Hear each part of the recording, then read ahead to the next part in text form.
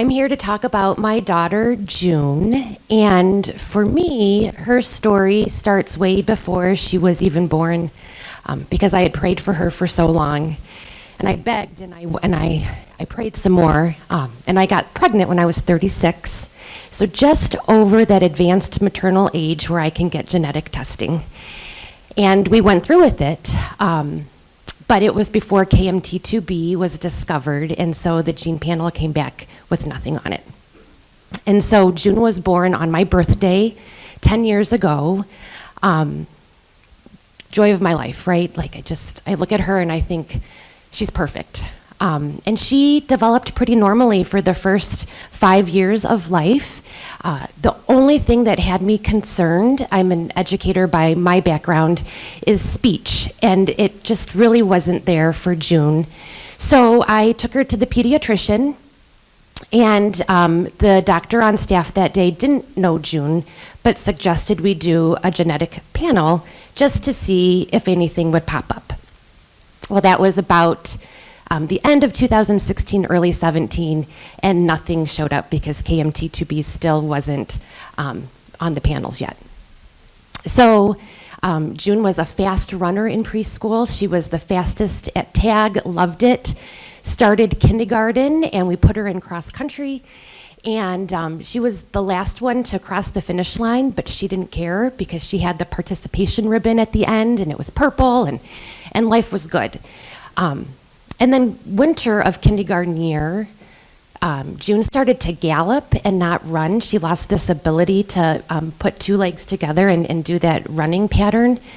But we're from Ohio, and winters are really icky, and we thought, well, she's just inside and there's not a lot of room. She loved unicorns at the time, dramatic play. We thought, oh, she was being creative. But that really wasn't it either. And it wasn't until spring of kindergarten that we got really concerned because her teachers came to me and said she started falling on the playground and that tag was no longer in her, in what she did when she went to recess. So that started just a long, long cycle of different doctors. And we had x-rays, we went to orthopedic, we went to rheumatology, physical medicine, we had a full body MRI, and all of that had nothing. So we were referred a third time to genetics, and that's when the KMT2B dystonia diagnosis was brought to us.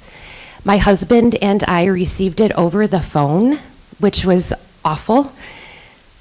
And I just remember the list of awful possible outcomes for my daughter that I wanted for so long. You know, I feel very responsible because I needed her.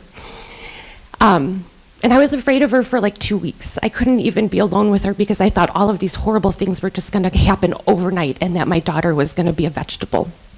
And so I would make Matt come home from work and just sit with me. And then that wave of doom kind of left and I didn't know what to do, so I started researching on my own, just this mom in Ohio. And I wasn't getting anywhere because there really wasn't anything out there. And so about a year of pretty dark isolation, I don't know how else to describe it, for myself and my husband. A mom in Arizona had a son diagnosed with the same gene mutation, and her name is Elizabeth, and she was brave enough to call me. I wasn't brave enough to call anybody. And she did, and we became instant friends. I talked to her probably more than I talked to my brother during the week. I talked to Elizabeth a lot. And she said, Lynn, we're not getting anywhere alone. You're a mom and I'm a mom. You're on one side of the coast, I'm on the other side. We need a foundation. And I didn't even hesitate. I'm like, absolutely. And so we started this, and we're brand new. We're just at the very beginnings, and I see all of these brilliant minds out there at the dinner last night, and I know I'm in the right room, and we need help. And so the KMT2B Dystonia Foundation was founded in June of this year, and we already have 500 followers on our social media page, which I know where we are making a difference. I flew here yesterday afternoon, and a mom reached out to me on social media because her son just got diagnosed and has the same pattern of symptoms at the start like June did. So I know I'm not the only mom And we need help. We need support. Unravel has been great with us, Rare Village, Combined Brain. So I know I'm in the right room, but we need to figure out how to help these kids. So today, June is 10, still the love of my life. She has lost the ability to run completely, has a hard time walking anymore. The dystonia has moved into her hands, and so when she eats a popsicle or a banana or anything, she has to hold one hand with the other to get it to fit her mouth. Writing is illegible at this point, and now it's even starting to impact her articulation. So to be a 10-year-old little girl, all you want, she has thoughts, she's smart, and she's being locked inside of her body, and it's a lot. It's a lot, and I am not okay just sitting here. As the doctors have said, you have to sit and wait and see how bad it gets, and you can't say that to a mom. You can't, and so we're gonna figure it out, and I'm gonna use all of your brains, and I have my poster back there, and I appreciate all you do, because we're the people that you're helping, and my baby and all kids deserve help, so thank you.